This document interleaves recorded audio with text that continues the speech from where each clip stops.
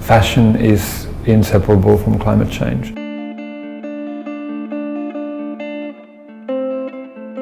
I think expressing ourselves through our appearance, whether it's with our hair or makeup and certainly our clothing, is very deeply human.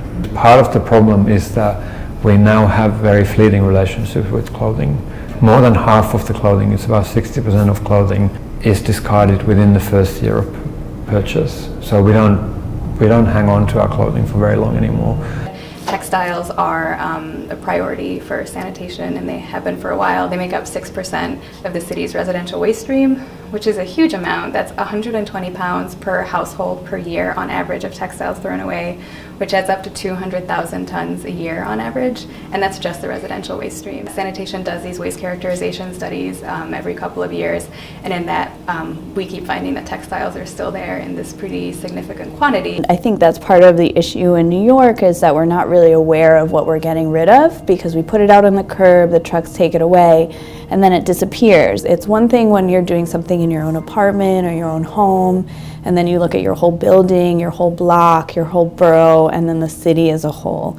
And then it's a completely different picture. So working for sanitation, we get to see that big picture and really feel and understand the impact. But for just your average everyday New Yorker, you may not know what a big problem it is or what to do. I would say that everybody plays a role. I think it's important to acknowledge that there's some people who have very little agency in these systems of fashion. If somebody is literally able to buy one garment in a year and that's that, I wouldn't go after them and say, well, make sure that it's organic or make sure that it's fair trade, or they are not the problem. But when you start to look at the volumes of clothing that are bought in this city, for example, or in the United States, I've heard one figure is 68 garments per person per year that we're buying in the US.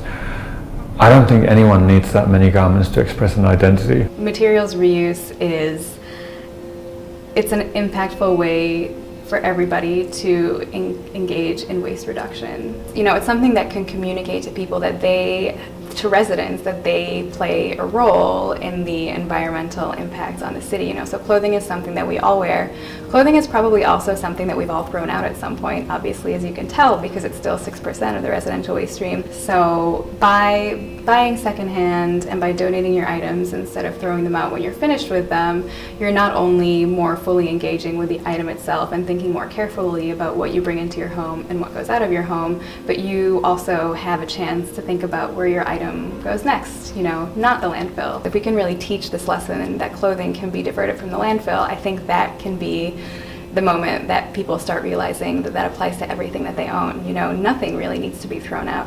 By us being mindful of how we're acquiring our clothing and textiles and what we're doing with them after, it really does drive the industry more than I think people understand or really can appreciate, and that's really great to see. If you have an easy, free way to, a solution in place already, it's just that much more likely that people will take advantage of it.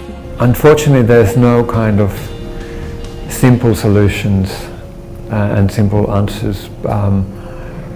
But over the years, I've gotten quite comfortable with that too. It's like I don't resist the complexity anymore, and I don't resist the difficulty anymore.